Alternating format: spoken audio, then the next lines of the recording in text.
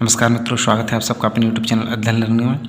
आज हम जानेंगे हवन की विधि क्या है, हवन होम किस प्रकार किया जाता ना। जैसे कि नवदुर्गा चल रही हैं तो उसमें 9वें दिन जो नवमी के दिन हवन होगा उसे किस प्रकार से किया जाएगा उसकी विधि को हम समझेंगे। कुछ दिन पहले मैं लाइव कर रहा था, 1-2 दिन पहले, तो उसमें एक कमेंट्स आया था कि आप हवन की विधि बताइए, हवन को किस प्रकार किया जाता है। तो आज हम समझेंगे हवन की विधि। संपूर्ण संक्षिप्त विधि है, इसे कोई भी अपने घर पर कर सकता है। ये विस्तृत विधि नहीं है, यानी बहुत विस्तार से मैं नहीं बता रहा हूँ, ये केवल मैं संक्षिप्त रूप में बता रहा हूँ। जैसे कि आप अगर निजी रूप से अपने लिए भी हवन करना चाहें तो इस विधि से आप कर सकती हैं। और बड़ा हवन तो खैर पंडित आदि करवाते ही हैं, तो बड़ी विधि में नहीं बता रहा हूँ। यहाँ पर केवल हम संक्षिप्त रूप से मुख्य चीज़ों को क्रम से, जैसे आप घर पर भी होम कर सकें, वह मैं विधि बता रहा हूँ। तो देखिए, सबसे पहले नित्य कर्म करने के पश्चात पूर्व मुख बैठकर आसन शुद्धि के बाद आचमन प्राणायाम करके संकल्प करें। तो अगर आप चैनल पर नए हैं तो चैनल को सब्सक्राइब जरूर करें, और पुरानी है तो ज्वाइन बटन को दबाकर चैनल के मेंबर बनाएं। तो देखिए इसमें क्या लिखा है, नित्य कर्म करने के पश्चात पूर्व मुख बैठकर, यानी जैसे आप पाठ कर रहे हैं, 9 दिन तक आप पाठ कर रहे हैं, या कोई मान लीजिए आपने अखंड रामायण बैठा रही है, तो उत्तर पूजन करें, नित्य कर्म कर लें अपना। और जो पूजन आप करते हैं वह पूजन आदि करने के पश्चात संपूर्ण पूजा हो जाए, उसके बाद पूर्व मुख बैठ जाएँ, पूर्व की ओर मुख करके बैठ जाएँ, आसन शुद्धि करें, आचमन करें, पवित्रीकरण करें आदि के बाद में संकल्प करेंगे। तो हाथ में जल लेंगे, चावल लेंगे, फूल लेंगे, दक्षिणा लेंगे और संकल्प करेंगे। संकल्प के लिए मैंने एक अलग वीडियो बनाई, तो प्लेलिस्ट में जाकर आप संकल्प की वीडियो देख सकते हैं। तो यहाँ पर क्या लिखा है, ओम अद्यादि देश काल का उच्चारण कर गोत्र प्रवर शर्मा वर्मा गुप्ता दासा अहम नित्य कर्मानुष्ठान। यहाँ पर अहम नित्य कर्मानुष्ठान लिखा है, आप बोलेंगे अहम श्री नवदुर्गा अंतर्गतो श्रुति स्मृति प्राण फल प्राप्तार्थे है, श्री परमेश्वर प्रत्यर्थे है, श्री दुर्गा देवी प्रत्यर्थे है।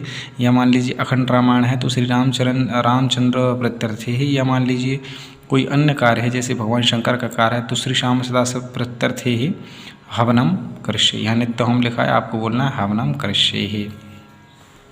उसके बाद में आपको क्या करना है, तो मैं क्रम से मैंने लिख लिया है, मैं क्रम से बता देता हूँ आपको। मैंने बिल्कुल क्रम लिख दिया है जिससे आपको समझ में आसानी से आ जाए। पवित्रीकरण, आचमन, आसन शुद्धि, संकल्प के बाद में पहली मेखला पर ब्रह्मा जी का आवाहन पूजन करना है।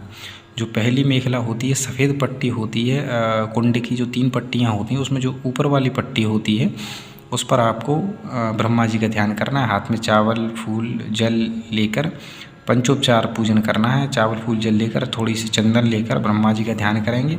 या मंत्र आता है तो मंत्र बोल देंगे, ब्रह्मा जी का नहीं आता तो केवल इतना बोलना, ओम ब्रह्मणे नमः पूजयामि। केवल इतना बोलना है, ओम ब्रह्मणे नमः पूजयामि, और पहली पट्टी सफ़ेद वाली पट्टी पर मेखला पर वह सब छोड़ना है। फिर दोबारा फूल चावल जल और चंदन लेकर जो दूसरी पट्टी है मेखला है उस पर विष्णु जी का ध्यान करना है। लाल कलर की होती है मेखला, उस पर विष्णु जी का ध्यान करके पंचोपचारार्थे ओम विष्णुवे नमः कहकर वहाँ पर छोड़ना है। तीसरी कलर की जो नीचे काली पट्टी होती है मेखला होती है उस पर शंकर जी का ध्यान करना है, और उस पर भी चावल फूल जल और नैवेद्य भी तीनों पर छोड़ना है, शंकर जी का ध्यान करना है। योनि जो होती है वहाँ पर लक्ष्मी जी का ध्यान करना है, और चावल फूल जल और नैवेद्य वहाँ पर भी छोड़ना है। उसके बाद में पंचभू संस्कार करेंगे। तो पंचभू संस्कार देखिए यहाँ पर भी लिखा है, और फिर मैं इसमें अभी आपको समझा दूंगा। 3 कुशाओं से वेदी अथवा ताम्रकुंड का दक्षिण से उत्तर की ओर परिमार्जन करें तथा उन कुशाओं को ईशान दिशा में फेंक दें। क्या करना है, हाथ में 3 कुशा पकड़ेंगे। कुशा जो होती हैं आप समझते ही होंगे, कुशाओं को 3 को पकड़ेंगे और दक्षिण से उत्तर की ओर परिमार्जन करें, यानी इस दिशा से ऐसे झाड़ेंगे, ऐसे करके परिमार्जन यानी झाड़ना। दक्षिण दिशा से उत्तर की ओर ऐसे करके झाड़ेंगे, और किस दिशा में, जैसे मान लीजिए ये पूरब है तो यहाँ पर ईशान कोण में फेंक देंगे। फिर गोबर और जल से लीप देंगे, ऐसी भावना करेंगे। वैसे वेदी तो हम पहले ही तैयार कर लेती हैं, लेकिन ऐसी भावना करेंगे और थोड़ा सा गोबर या जल लेकर थोड़ा सा मामूली से वहाँ पर लीप देंगे। वेदी पहले ही तैयार कर लें क्योंकि सूखने में टाइम लगता है। नंबर 3, सुरवा अथवा कुशमूल से पश्चिम से पूर्व की ओर प्रादेश मात्र 3 रेखा दक्षिण से प्रारंभ कर उत्तर की ओर खींचेंगे, यानी सुरवा पकड़ेंगे, उल्टा सुरवा पकड़ेंगे उसकी डंडी साइड से, और पश्चिम से पूर्व की ओर प्रादेश मात्र 3 रेखा खींचेंगे। यानी मान लीजिए ये पूर्व है, ये पश्चिम है, आप यहाँ बैठे हैं, इधर आपका मुँह है, तो ऐसे करके 3 रेखा ऐसे कर 1 2 3 रेखाओं को हमें खींचना है। कहाँ से, पश्चिम से यानी ऐसे पूरब की ओर 1 2 3। उल्लेखन क्रम से दक्षिण उसके बाद में 3 रेखा हमें पूर्व पश्चिम से पूर्व की ओर, 3 रेखा दक्षिण से उत्तर की ओर, 3 1 2 3 पूरब की ओर, 1 2 3 उत्तर की ओर, ऐसे 3 रेखा खींचना है। उसके बाद में उल्लेखन क्रम से दक्षिण अनामिका और अंगूठे से रेखाओं पर से मिट्टी निकालकर बाएं हाथ में 3 बार रखकर पुनः उस मिट्टी को दाहिने हाथ में लेकर उसे उत्तर की ओर फेंक देना। यानी जो आपने रेखाएं खींची थी 1 2 3 1 2 3, उनमें से तीनों में से एक जगह से ऐसे करके मिट्टी उठाना है। इस अनामिका और अंगूठे से दाहिने हाथ के अनामिका और अंगूठे से उठाकर बाएं हाथ में रखना है और फिर उन मिट्टी को बाएं हाथ से दाहिने हाथ में लेकर कहाँ फेंकना है, उत्तर दिशा की ओर। यानी मान लीजिए ये पूरब है और ये पश्चिम है तो ये उत्तर होगा, इस दिशा में आप ऐसे बैठे हैं यहाँ पर, इधर मुंह है आपका तो यहाँ आपको फेंकना है। नंबर 5, पुनः जल से कुंड या स्थंडल को सींच दें। ये सब क्रिया करने के बाद उस कुंड में या स्थंडल, जो स्थंडल भी होता है, मैंने इस पर वीडियो बनाई है तो आप स्थंडल को भी प्लेलिस्ट में जाकर स्थंडल या वेदी को बनाना कैसे बनाते हैं वह देखें। तो यहाँ पर 5वें नंबर पर लिखा है पुनः जल से स्थंडल या कुंड या स्थंडल को सींचते हैं, तो थोड़ा सा जल लेकर उस पर ऐसे करके छिड़कना है। तो उम्मीद करता हूँ ये क्रियाएं तो आपको समझ में आ गई होंगी। फिर क्या करना है, पंचभूत संस्कार करने के बाद पवित्र अग्नि को अपने दक्षिण की ओर रखें और उस अग्नि से थोड़ा क्रव्याद अंश निकालकर नैऋत्य कोण में रखना है। पुनः सामने रखी पवित्र अग्नि कुंड या स्थंडल पर निम्न से स्थापित करें। तो आपको करना ये है, ये सब क्रिया करने के बाद मान लीजिए आपका कुंड पवित्र हो गया, अब जो अग्नि है उसे आप कुंड के मध्य में रख दें। मैं सरल विधि बता रहा हूँ क्योंकि क्रियाएँ आप थोड़ा नहीं कर पाएंगी, ये संक्षिप्त रूप है। तो आपको अग्नि को कुंड के अंदर रखना है, मंत्र पढ़ना है। मान लीजिए अगर आपको मंत्र नहीं आता है तो आपको बोलना है ओम अग्नये नमः। ध्यानार्थ से ही थोड़ी चावल पुष्प छोड़ेंगे कुंड के अंदर ही और कुछ नैवेद्य मिठाई शक्कर आदि को अग्नि के ऊपर ही छोड़ेंगे। मंत्र बोल देंगे अगर मंत्र आता है, चत्वारि चरंगात्रोश पादा द्वि शीर्षे सप्तहस्तासो अश्रित्रधावद्दो वृषभोरोर्वीति महोदेवो मर्त्याम आविवेशो। अगर ये मंत्र आता है, मंत्र बोलते नहीं आता है तो ओम अग्नये नमः अग्नि देवताभ्यो नमः ऐसे करके पावकाग्नये नमः इस प्रकार बोल सकते हैं।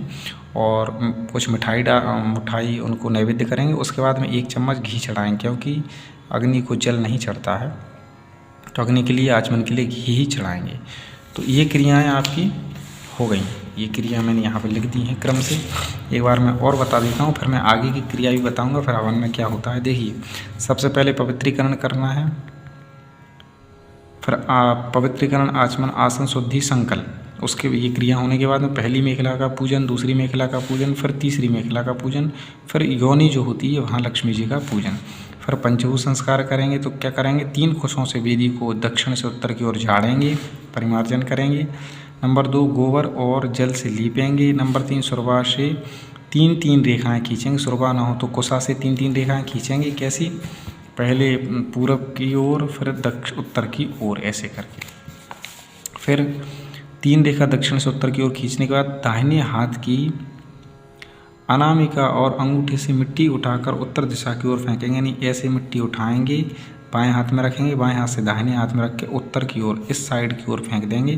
पुनः कुंड या स्थंडल पर जल छिड़केंगे। अब कुंड में अग्नि स्थापन करेंगे। तो ये अपने कुंड में अब तक अग्नि स्थापन हो गई है। अब अग्नि स्थापन के बाद में क्या करना है, आपने अग्नि को भोग भी लगा दिया है, घी भी चढ़ा दिया है। अब जो आपके सामने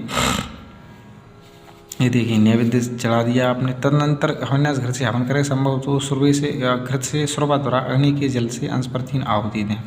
तो अब आपको क्या करना है कि जो आपके सामने एक जल पात्र रखा होगा, एक घृत पात्र रखा होगा। जल पात्र वैसे 2 रखते हैं लेकिन आप एक ही जल पात्र रखें और एक घृत पात्र रखें। तो क्या करना है आपको, सबसे पहले घी से 7 आहुतियाँ हैं। आप यहाँ पर वैसे 5 आहुति देते हैं लेकिन यहाँ पर 3 आहुति अलग से दी हुई हैं। अग्नि के जलते अंश पर 3 आहुति दें सुरभा द्वारा। तो ये 7 आहुति मान लीजिए आप, सबरी 7 आहुति हैं संपूर्ण। तो सबसे पहले आपको घी से आहुति देना है, ऐसे करके ओम भू स्वाहा घी से आहुति देंगे। इदम अग्नि इदम नम, यहाँ पर आपको जो जल पात्र है उसमें 2 बूंद शुरबा से घी को गिराना है। तो ऐसे बोलेंगे ओम भू स्वाहा इदम अग्नि नमः। घी शुरबा को घी से जल से टच कराएंगे। ओम भू स्वाहा घी छोड़ेंगे। इदम वायवे नमः, शुरबा को जल से टच कराएंगे। ओम स्व स्वाहा घी छोड़ेंगे। इदम सूर्याय नमः सुरवा को जल से टच कराएंगे। ओम अग्नये स्वाहा, घी छोड़ेंगे अग्नि में। इदम अग्नये नमः सुरवा को जल से टच कराएंगे। ओम धन्वंतरे स्वाहा, घी छोड़ेंगे। इदम धन्वंतरे नमः सुरवा को जल से टच कराएंगे या जल में 2 बूंद घी छोड़ेंगे। ओम विश्वेभ्यो देवेभ्यो स्वाहा, अग्नि में घी छोड़ेंगे। इदम विश्वेभ्यो देवेभ्यो नमः, जल में 2 बूंद घी छोड़ेंगे, टच कराएंगे। ओम प्रजापतये स्वाहा, घी छोड़ेंगे। इदम प्रजापतये नमः सुरवा जल में 2 बूंद टच घी छोड़ेंगे। ओम अग्नये स्वस्तिकृते स्वाहा, अग्नि में घी छोड़ेंगे। इदम अग्नये स्वस्तिकृते नमः, जल में 2 बूंद घी छोड़ेंगे। ये करने के पश्चात इसमें लिखा है इस प्रकार गौतम महर्षि पंचोक्त 5 निम्न मंत्रों से भी आहुति दें। तो ये भी कर सकते हैं ये, और ना करना चाहें तो ये करने के बाद सीधे आप गणानान्तो मंत्र बोलें। गणेश जी की आहुति करें, माता गौरी की आहुति करें, कलश की आहुति करें। उसके बाद षोडश मातृका, सप्तकृत मातृका, और उसके बाद जो भी आवाहित आपके देवता हैं उनकी आहुति आप प्रारंभ कर दें। इसके बाद तो इस तरह से आप संपूर्ण संक्षिप्त रूप से हवन को कर सकते हैं। आप अगर घर पर कर रही हैं, नवदुर्गा के बाद आपने कोई जप किया है, या मान लीजिए रामचरितमानस का नवान्न पारण पाठ किया है, तो इस तरह से आप हवन को संक्षिप्त रूप से कर सकते हैं अपने घर पर। और आप अगर यजमान के यहाँ कराने भी जा रहे हैं तो भी आप इस रूप से हवन करा सकते हैं। तो मेरे पास कमेंट आया था, इसलिए मैंने सोचा आपको एक संक्षिप्त रूप से समझा दूँ कि किस तरह से आप घर पर हवन कर सकती हैं, या यजमान के यहाँ भी हवन करवा सकती हैं। तो उम्मीद करता हूँ आपको समझ में आया होगा। इसमें कुछ समझ में नहीं आया हो तो कमेंट करके आप बिल्कुल पूछें, आपको मैं उत्तर दूंगा। वीडियो अच्छी लगी हो तो लाइक ज़रूर करें, क्योंकि लाइक करने के पैसे नहीं लगते हैं। और इसी तरह से मैं आपके लिए और वीडियोस लाता रहूँगा। ये नित्यक्रम पूजा प्रकाश है। और अगर नए हैं तो चैनल को सब्सक्राइब करें, पुराने हैं तो जॉइन बटन को ज़रूर दबाएँ, चैनल के मेम्बर बनें। और कुछ भी पूछना हो तो कमेंट करके ज़रूर पूछें। धन्यवाद।